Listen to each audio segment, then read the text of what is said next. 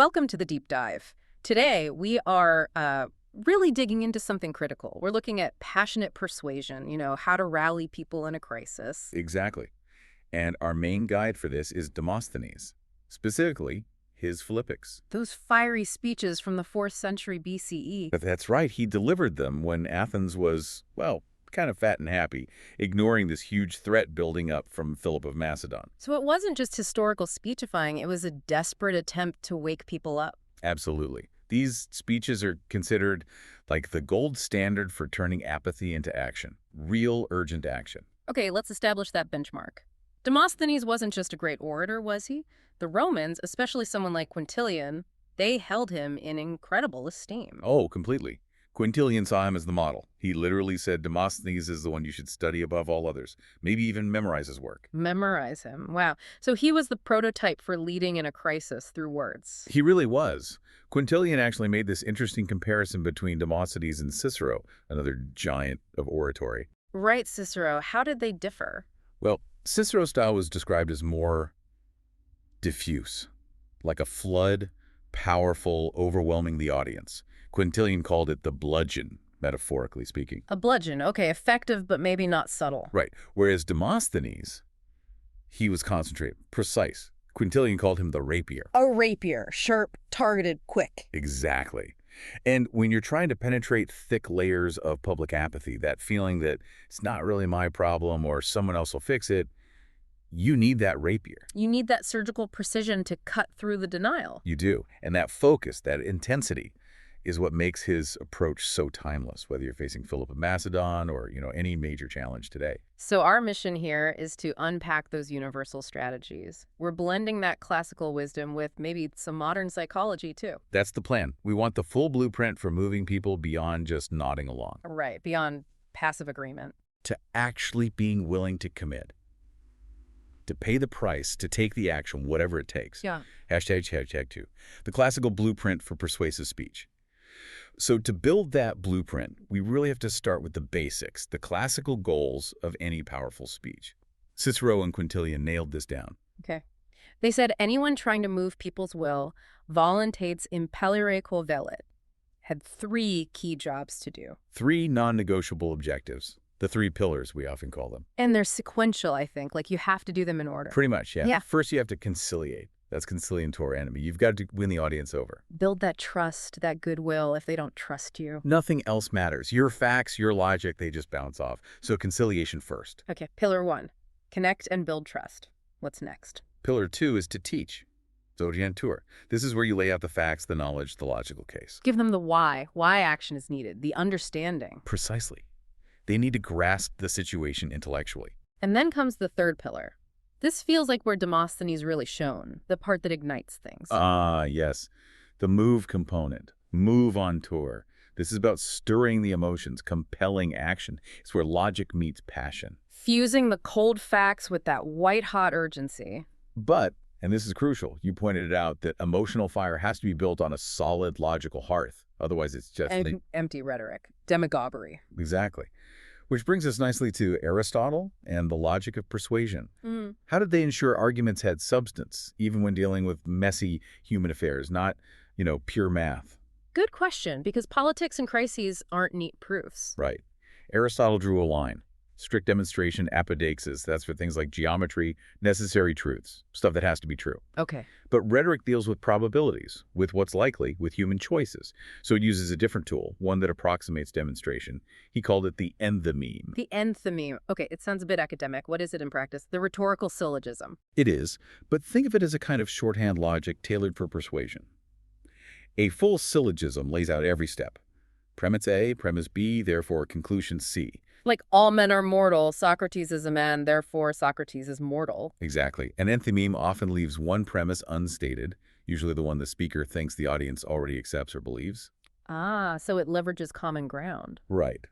Demosthenes wouldn't necessarily spell out, Philip gaining influence in Euboea is bad. Philip is gaining influence in Euboea, therefore we must act.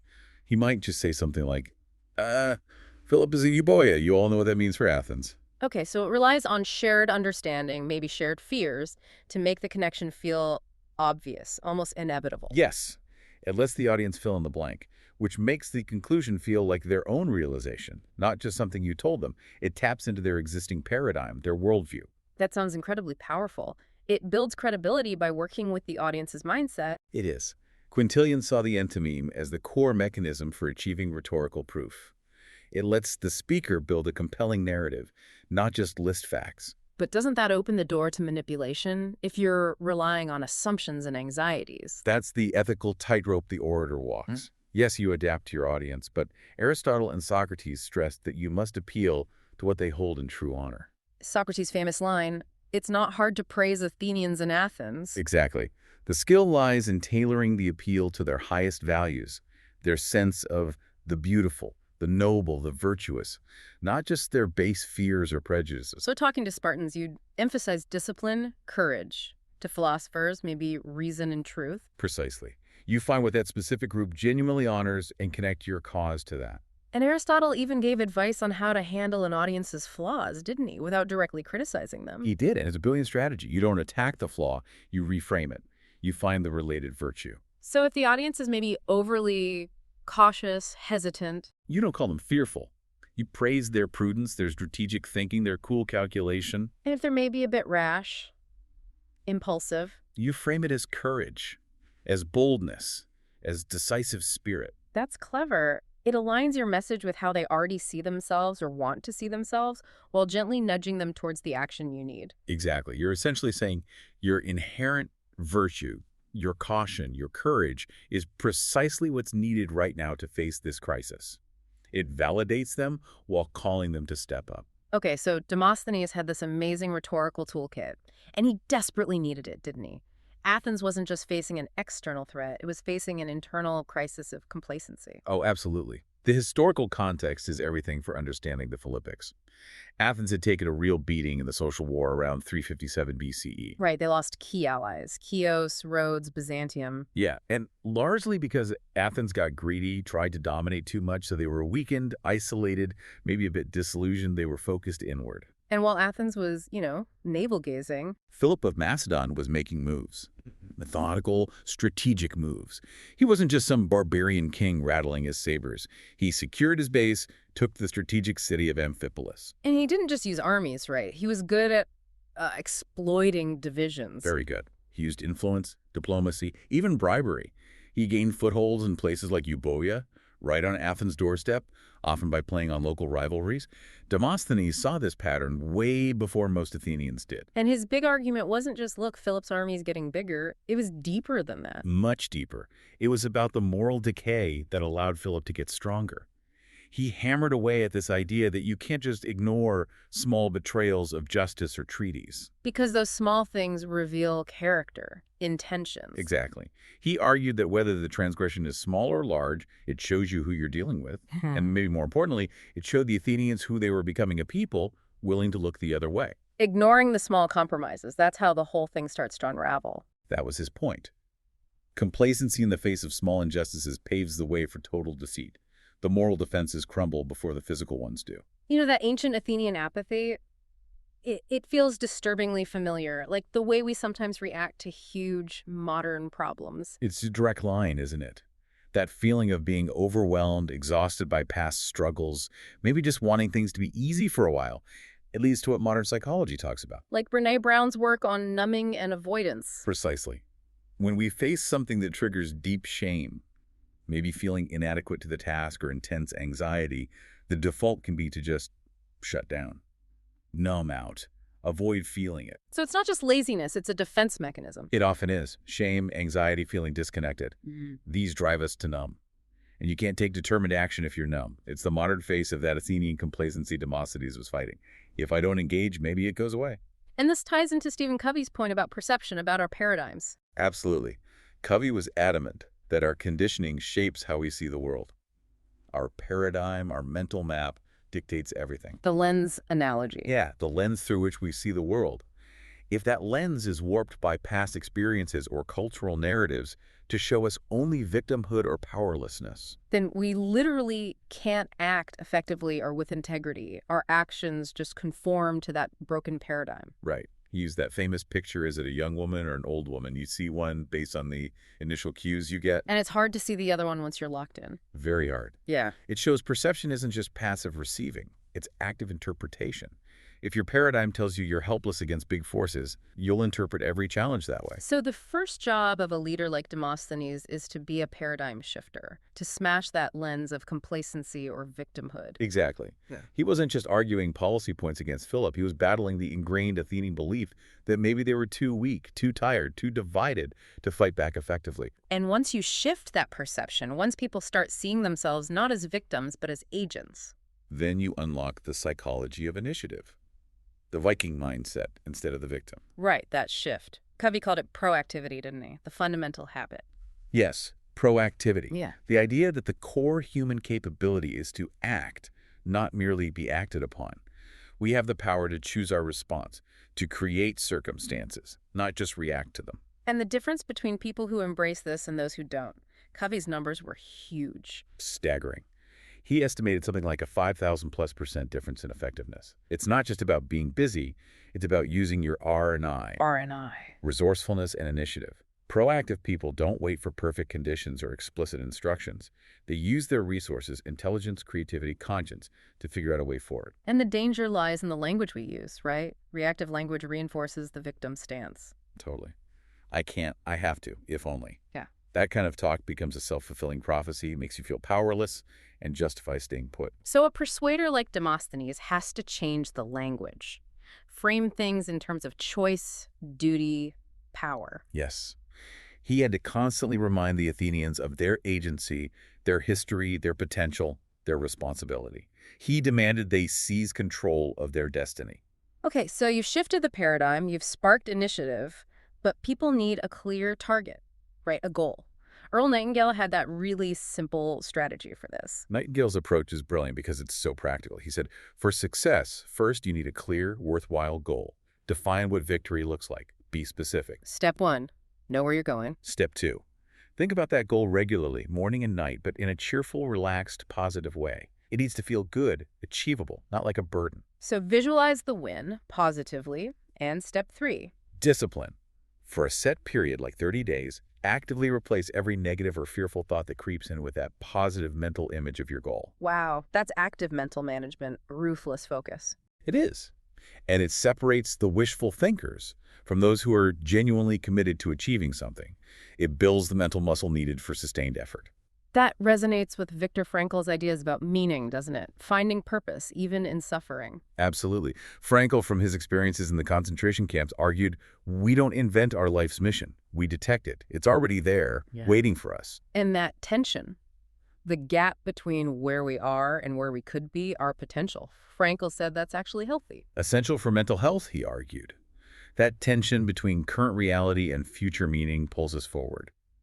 So effective persuasion often increases that tension, making the gap feel urgent. So Demosthenes wasn't trying to make Athenians comfortable. He was highlighting the painful gap between their current apathy and their necessary role as defenders of freedom. Exactly. He was heightening the tension to compel movement. And achieving that potential, closing that gap, it requires effort, discipline. Which reminds me of Russell Conwell's point about earning your way versus just inheriting things. Ah, yes, Conwell's fantastic anecdote about the Vanderbilts. Right, the story of the elder Vanderbilt starting out working on a ferry boat for pennies. And then his son, growing up with all the wealth, saw the respect and character his father had earned through that early struggle. So the son insisted on taking a similar low-paying manual job. He wanted the process, not just the outcome. He wanted the discipline. He recognized that the real inheritance wasn't the money, it was the character forged through toil and discipline. Conwell said that discipline was worth more than a university education. That's powerful. And the great orator taps into that. They call on the audience to choose the disciplined struggle, framing it not as a burden, but as the noble path, the beautiful thing to do. Demosthenes was asking Athens to re-earn its greatness through effort. So Demosthenes combined logic, emotion, and this call to earned effort. Let's look at how others have used similar rhetorical power to convert feeling into actual movement, especially against really entrenched systems. Sojourner Truth is a stunning example. Her mere presence at that women's rights convention in 1853 was a statement. a black woman embodying, as the account says, the two most hated elements, facing down a hostile crowd. And she stood there calm and dignified. That contrast must have been electrifying. Immensely so. Her power wasn't in polished rhetoric, but in raw, embodied truth and conviction. She challenged the hypocrisy directly, spoke of centuries of uncompensated labor. Pursuing the shadow while others obtained the substance. Exactly. Performing the labor while others got the profit. It wasn't a plea for pity, it was a demand for justice rooted in lived experience and, crucially, a powerful spiritual appeal. She reportedly cried mightily unto God. And the effect was tangible. Reports say it silenced the mob.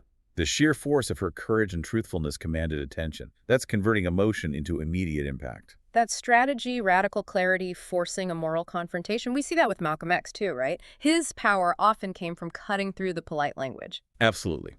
Malcolm X was described as a passionate and persuasive voice, a symbol of strength and defiance. His eloquence was often sharp, direct. And a key part of his rhetoric was identifying the enemy very clearly. Yes. Now, regardless of how one feels about the specific identification, rhetorically, naming the source of oppression is incredibly powerful. Why? What does that achieve for the audience? It takes diffuse anger, frustration, and anxiety and gives it a focus. It transforms feeling overwhelmed into having a clear target for action. It provides a unifying narrative, a clear us versus them paradigm that simplifies complexity and mobilizes will. Demosthenes did something similar by clearly naming Philip as the existential threat. It creates a focal point for collective energy. Precisely. But what happens when even that powerful rhetoric, that naming of the enemy, isn't enough? When the system just won't budge? Nelson Mandela had to address this. Mandela's explanation for the shift to armed struggle with Umkhonto we Sizwe is a masterclass in framing a difficult choice. He didn't frame it as giving in to anger, did he? No, quite the opposite. He framed it as a reluctant, sober, necessary step taken by responsible leadership after all peaceful avenues were exhausted. He said violence by the African people had become inevitable because of the state's actions. So the leadership's role was to manage it. To canalize and control the feelings of our people, as you put it. To prevent sporadic, uncontrolled violence by providing disciplined leadership, even in defiance of the law. That frames an extreme act, taking up arms as an act of responsibility, of control, almost of tragic necessity. Exactly. It allowed them to maintain the moral high ground in their own narrative, even while adopting methods they initially abhorred. That framing is crucial for sustaining long-term struggle. Speaking of framing, let's get into the nuts and bolts of how that works psychologically. Daniel Kahneman's work on prospect theory is key here. Yes, framing is all about how the presentation of information changes our perception and choices, even if the underlying facts are identical. Kahneman's gambling examples are classic. The ones comparing a loss versus a cost. That's the one. Problem 10. A gamble with a 10% chance to win $95, but a 90% chance to lose $5. Most people say no. Because we hate losing. Loss aversion. Strongly. Now, problem 11. Pay $5 to enter a lottery with a 10% chance to win $100, so a net gain of $95, and a 90% chance to win nothing. Mathematically, it's the exact same prospect. But framing it as a cost to play rather than a potential loss. This makes it much more appealing. Yeah. Significantly more people accepted the lottery frame than the gamble frame, even though they were identical outcomes. Wow. So just changing loss to cost flips the switch. It taps into different psychological accounts. Demosthenes needed to frame the sacrifices required to fight Philip, not as a painful loss of Athenian comfort and resources, but as the necessary cost of maintaining their freedom and honor. That reframing makes the action feel more like an investment than a potential failure. Exactly. And the ultimate goal of good framing and leadership isn't just for one decision, but for sustained, focused action over time. This leads to the idea of commander's intent. Like that Southwest Airlines story. Perfect example. Herb Kelleher set their commander's intent. We are the low-fare airline. Simple, clear, powerful. Not a complicated mission statement, just that. And that simple phrase guided thousands of decisions for decades. Someone suggests adding fancy salads. Keller asks, does that help us be the low-fare airline? If not, forget it. Right. That clarity allows everyone in the organization, or in a nation rallied by rhetoric, to make choices aligned with the core goal without needing constant top-down direction. It provides the guiding star. Okay, so you've rallied the people, you've framed the goal, you've got commander's intent, but the fight is long. Obstacles appear. Philip doesn't just vanish. How do you sustain the effort? This seems like where resilience comes in. Absolutely. And the Stoics offer a powerful framework here. Ryan Holiday breaks it down well. Dealing with obstacles involves three disciplines: perception, action, and the will. Okay, perception, we've touched on seeing things clearly without the distortion of fear or wishful thinking. Right. Objectively assessing the obstacle. Action is then applying creativity, energy, persistence to overcome or navigate it. And the will. That sounds like the core of resilience. It is. The will is about our internal fortitude. It's accepting that external events are often outside our control, but our response to them, our inner state, remains ours to govern. The obstacle isn't just a barrier, it's a chance to practice virtue, to innovate. The obstacle is the way forward. But what if the obstacle is just too big? What if the direct path is truly blocked? Sometimes Demosthenes' strategies didn't work out militarily. That's where pragmatism comes in. The Stoics weren't about banging your head against a brick wall. If direct assault fails, you need the flank attack. Meaning? You go around it, you move sideways, maybe even backward temporarily, or you find a way to make the obstacle irrelevant to achieving your deeper purpose. That requires humility, though. Admitting your first plan isn't working. Immense humility. You have to let go of ego, attached to a specific method, and focus purely on the ultimate goal. It's about adapting strategy without abandoning principle. That inner resilience, the focus on internal goods over external circumstances, the story of Stilbo captures that perfectly, doesn't it? Oh, Seneca's account of Stilbo is chillingly powerful. Here's a philosopher whose city is conquered, family lost, everything externally ruined. Demetrius, the conqueror, the sacker of cities, finds him. And asks him, maybe tauntingly, have you lost anything? And Stilbo's reply is just devastating to the conqueror's presumed power. I have all my goods with me. Meaning his virtue, his character, his inner peace. Those couldn't be touched by armies or loss. Exactly. He considered nothing that could be taken from him as a true good. That level of self-sufficiency, that internal fortress, is the bedrock of lasting resilience. If your well-being depends only on what's inside you, you can endure almost anything. And that brings us right back to Covey's point about character being the foundation for any kind of long-term success, personal or collective. It really does. Covey's core principle: private victory precedes public victory. Self-mastery first, then effective relationships or collective action. You can't build trust, cooperation, or sustainable success with others. Public victory. If you haven't done the work on yourself, discipline, integrity, emotional control, private victory. If Athens couldn't master its internal flaws, its complacency, its corruption. It had no real chance against an external threat like Philip in the long run. And for the leader, the orator, Covey stresses that who you are speaks much louder than what you say or do. People eventually see through techniques if the character isn't there. If your private performance doesn't square with your public performance, it's very hard for me to open up with you. That's the quote. That inner integrity is the unseen foundation. It's what makes persuasion stick, what makes leadership sustainable long after the applause for the speech fades. Character is the ultimate persuasive tool. Hashtag #Tag7. Outro. So we started this deep dive looking at Demosthenes, the master orator, using that rapier-like rhetoric to pierce Athenian complacency. His legacy really shows that lasting persuasive power isn't just about sounding good. No, it's that intricate blend. It's sharp logic, using tools like the enthymeme to build a case that feels true combined with powerful, focused emotion. And critically, directing that emotion towards the audience's highest ideals, their sense of honor, justice, the beautiful. Right. The goal isn't just belief, it's action. It's getting people to internalize the need to act, to see themselves as the agents of their own fate, ready to earn their freedom or security. Which leads us to a really challenging final thought, building on that Russell Conwell observation about democracy. Yeah, Conwell's provocative idea. In a true democracy where the people rule, the elected official is just the servant. Holding office, he suggested, is almost prima facie evidence of littleness. Because the real power, the real mastery, should reside with the people. So if great oratory, like Demosthenes, is meant to awaken us, the citizens, to our power, our responsibility for self-rule and action, To make us the masters again. then the big question becomes, what do we do after the speech ends? How do we, the supposedly awakened masters, ensure our focus stays on building character, demanding justice, taking effective action ourselves? Instead of just applauding the next charismatic speaker. Exactly. How do we sustain that private victory of self-discipline and engagement that Covey talked about long after the rally is over? Well, What's our ongoing work once the microphone is off? That's the real test, isn't it? Whether the rhetoric actually transforms the audience, not just entertains them. A powerful place to leave it. Thank you for joining us for the deep dive. My pleasure. Always fascinating.